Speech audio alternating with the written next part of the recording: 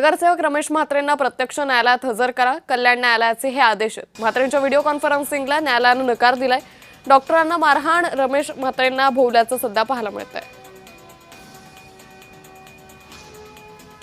Police ने अर्जी दिया था कि वो हॉस्पिटल में है, उसको ला नहीं सकते, तो उसको वीडियो कॉन्फ्रेंस द्वारा हमारे सामने हाजिर करो।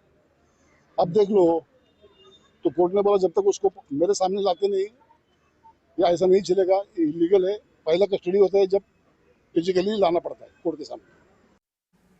मुजोर म्हात्रेला हकला। आदित्य ठाकरे यांनी ही मागणी केली आहे। नगरसेवक रमेश म्हात्रे डॉक्टर मारहाण प्रकरणी आरोपी आहे।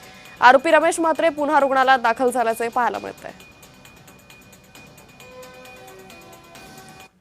ज्या गोष्टींवरून तुम्हाला अटक झाली आहे त्याचाच तुम्ही आश्रय घेता, त्याचाच तुम्ही मागे लपायचा प्रयत्न करत आहात। पण मग नेमकं गृह खातं किती याच्यावर कीन आहे, किती याच्यावर दबाव टाकून याला आत टाकण्यासाठी दबाव टाकत आहे की इथे पण फेकनाथ बिंदेंचं फडणवीस साहेब ऐकणार आहेत, हे आता पुढचे 1-2 दिवसात स्पष्ट होईल।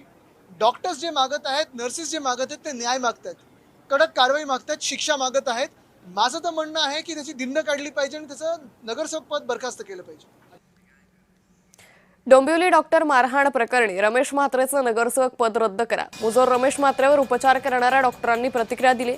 आरोग्य खात्याला सुरक्षा मिळाली पाहिजे, डॉक्टर धीरज एस महागडे यांनी ही मागणी केली आहे।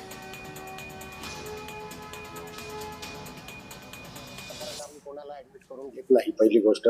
दुसरी गोष्ट कशी आहे की एक रुग्ण आहे आपल्याकडे ट्रीटमेंटला येतोय आणि त्याला खरं आजार आहे, तो आजार कन्सिडर करून पुढचं जीवनामध्ये त्याच्या बाधा होऊ नये आणि आम्ही ट्रीटमेंट करून त्याला पटकन डिस्चार्ज करूया। त्यांना मारहाण केली त्याच्याबद्दल आम्ही सगळे निषेध करत आहोत, पण एक रुग्णसेवा माणुसकी म्हणून एक रुग्ण जेव्हा आमच्याकडे येतो त्याला आम्ही काही रुग्ण म्हणूनच ट्रीटमेंट देतो फक्त। हमारा कर्तव्य एज अ डॉक्टर और प्रोफेशन कि हर पेशेंट को एज अ मरीज देख के उनको ट्रीटमेंट करना जरूरी है, इसलिए उनको एडमिट करके ट्रीटमेंट चल रही है। लेकिन जब भी उसकी तबीयत ठीक हो जाएगी, सब मेडिकल पैरामीटर्स ओके हो जाएंगे, तुरंत हम उसको डिस्चार्ज करेंगे।